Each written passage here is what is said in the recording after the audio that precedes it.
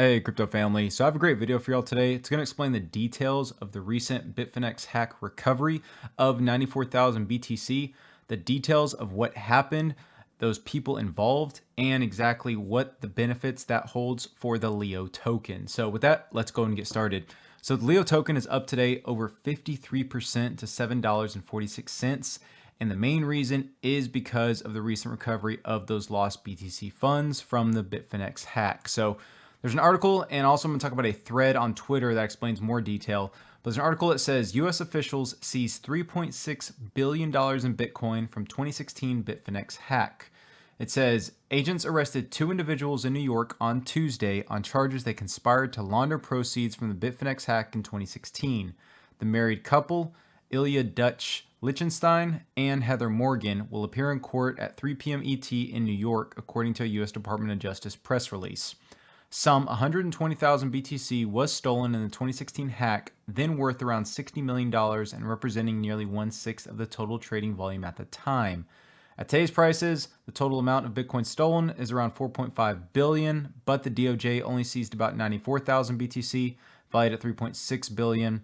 The DOJ release alleges the two conspired to launder these proceeds and heavily implies but does not claim they were the original hackers. So again, these hackers actually were able to steal 25,000 of the Bitcoin and transfer it out over the past 5 years, but the remaining 94,000 remained in Liechtenstein's wallet. So I'm going to go over exactly some details about this and the two involved. So there's a good thread here by this guy, Jack Newald, and he talks about what happened. And basically, scrolling down, he says, the story starts with the infamous Bitfinex hack. It says, in August 2016, a still unknown hacker gained access to the exchange, allowing them to authorize 2,000 unapproved transactions.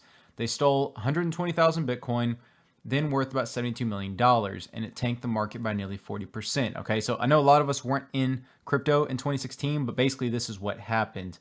And it says, what happened next? It's unclear, but those coins were likely sold in a peer-to-peer OTC deal between the hacker and a third party, okay? Because again, they're working on ways to get that Bitcoin out. Because a lot of times when there's a hack, exchanges blacklist that wallet address and it can't get it out, right? So then there's a lot of peer-to-peer trading and basically other ways for them to offload that crypto.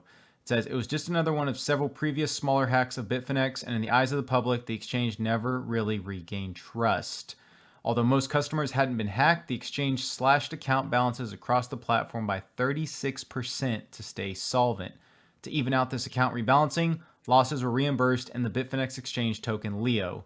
Remember this, it's important, okay? So even though that's crazy, people lost 36% of their account, but again, they did that so the exchange would stay solvent and people would still have reimbursement in Leo. And it says nothing much happened publicly until 2020 when Bitfinex put up a bounty of $400 million for the now $1.3 billion in missing BTC.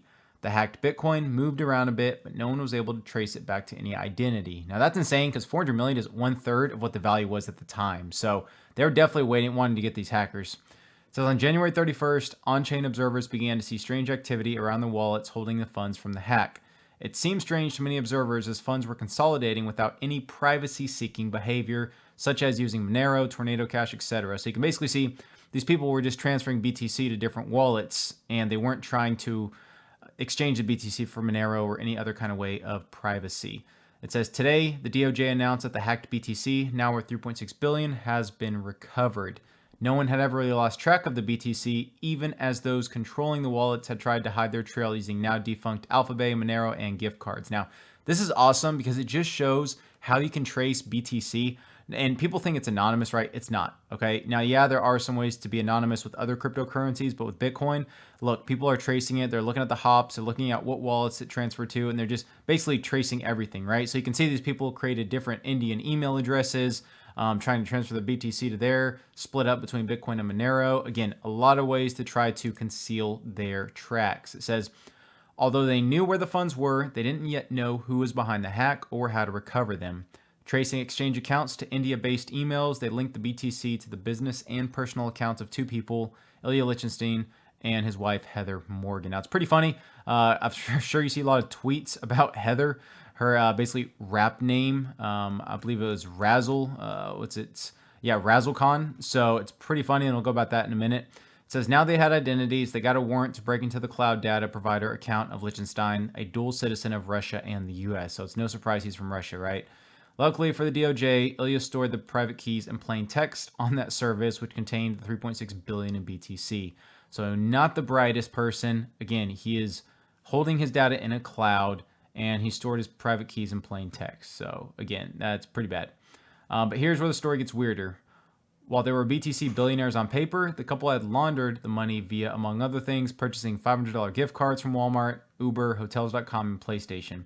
They couldn't even access most of the money. So you can see here, basically they're trying to spread out between Walmart, all the kinds of different ways. And again, they still weren't able to spend most of the money.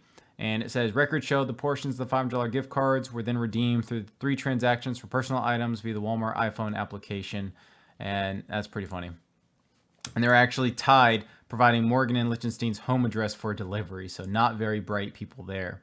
It says on top of that, the couple was relatively well known.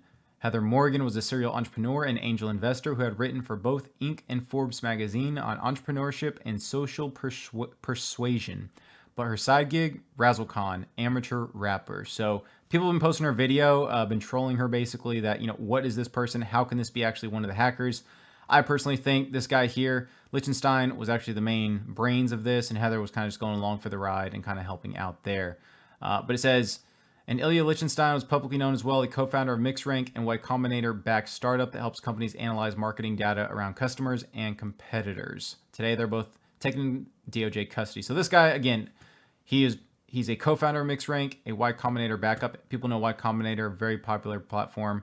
So yeah, so this guy is definitely smart. And how this ties into Leo, kind of bringing it full circle here. It says, hypothetically, for the Bitcoin, it'll be given back to Bitfinex, who plans to buy back their exchange token in a long overdue, but maybe ineffective way to repay customers. Their token Leo is mooning on the news, and it's made its way in the top 25 crypto. So you can see here, bringing up a statement from the DOJ. It says, Bitfinex said that it will work with the DOJ and follow appropriate legal processes to establish our rights to return of the stolen Bitcoin. The exchange also said that it will, within 18 months of the date it receives that recovery, use an amount equal to 80% of the recovered net funds to repurchase and burn outstanding Unis Seed Leo tokens. So this is the big reason why, because people are anticipating this Leo token to be bought. So that's why it's gone up so much today, right? So eventually it's going to take some time, but hopefully Bitfinex will continue to buy that. These token repurchases can be accomplished in open market transactions or by acquiring Leo in over-the-counter trades, including direct trading Bitcoin for Leo. So that's something that's bullish for Leo. Now, even though the federal government has $4 billion in crypto, it's not technically theirs, but it's basically, who knows what's going to happen if they're going to give it back to Bitfinex. They should, but it shows you how involved that the DOJ and the feds are in crypto. And again, your funds aren't 100% safe on exchanges. That's what I've been preaching. Use a cold wallet, use DEX wallets, use everything. Diversify your assets. Do not keep everything in one location. So that's the biggest thing I can say. And again, Bitcoin isn't private, so you should store your keys offline if you want to maintain that privacy. So hopefully y'all enjoyed this and kind of saw who these people were. Now they have their LinkedIn. Heather Morgan doesn't have her picture up here, but you can see this guy here, Ilya Liechtenstein. He's New York, it says. So yeah, so I'm glad to see these people were taken into custody. Now, if you're worried about, if Bitcoin, they're just going to sell everything on the market, I don't think it's going to have that big of effect. I mean, the crypto market as a whole, $2 trillion. This is $3.6 billion of Bitcoin. Again, I think they're going to do a lot of the selling over the counter, and I don't think it should have so much of an effect on there. And definitely, if crypto continues up from here, that's going to be a great bounce back. I know for a lot of the crypto, they weren't doing too good today. Small downturn, right? So, but I think it was just taking a cool off from the recent rallies we've had the past couple of days. But yeah, definitely, hopefully that explains to y'all what's been going on with this recent hack and kind of why people have been posting that girl's Twitter and about her rapping and kind of videos of her. So yeah, hopefully that clears it up. This was a great thread. I loved it. Again, if you want to check it out, at Jack Newald, I'll go ahead and link it in the description as well. And then if you haven't joined my Discord, please join it. It's free. I also have a members chat, but we talk about charting analysis, altcoins, the general market, global markets, everything. So it's a great time. And also, if you're not following me on Twitter, at the CryptoData, appreciate that. And I also do live streams for my YouTube Sundays at 12 CST or 1800 CST. So definitely join us there. We have a good time. But with that, if you enjoyed the video, please give it a like, comment if you have any questions, and subscribe if you haven't. Until next time, thanks for watching.